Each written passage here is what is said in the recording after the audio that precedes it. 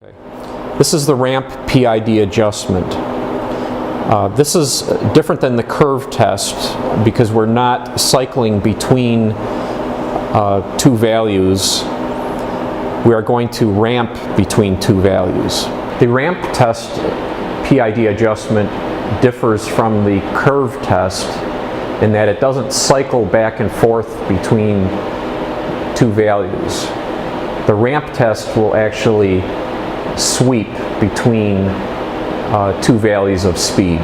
In this case, we're going to start at 2400 RPM and ramp down to 1000 RPM. What the graph will show with the blue line is the ideal system response. The graph will show a diagonal line from 2400 RPM down to 1000 RPM. The red line is your system response. Your goal is to make the red line follow the blue line for the majority of the sweep. To initially start, we want to put some value in the P control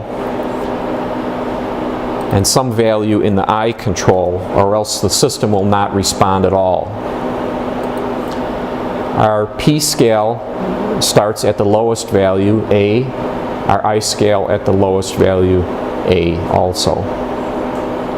The motor is the DC motor being programmed to 10 volts DC from a power supply. With our initial settings, we start the motor.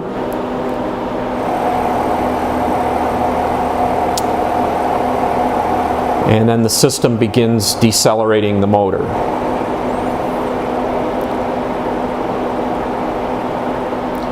Now in this case, the red line did not touch the blue line, but it was fairly close to it throughout the whole adjustment range.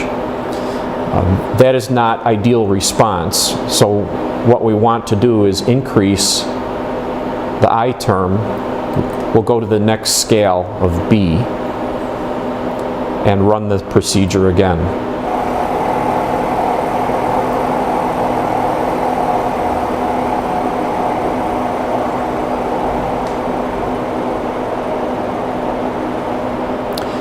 Now in this case, just changing the scale gave us a very nice adjustment. There is a small amount of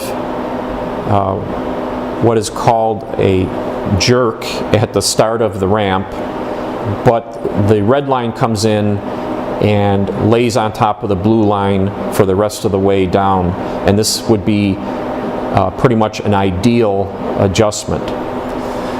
It's not necessary to remove this bump at the start of the ramp.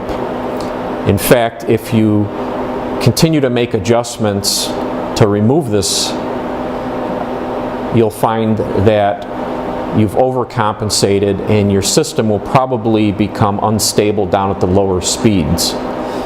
To show the effect of going too high on the I term to try to remove this bump, I will increase the scale and run it again.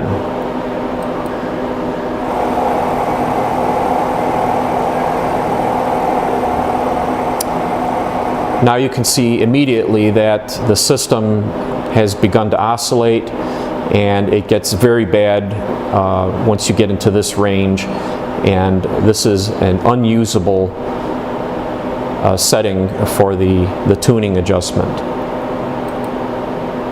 If we go back to the B scale,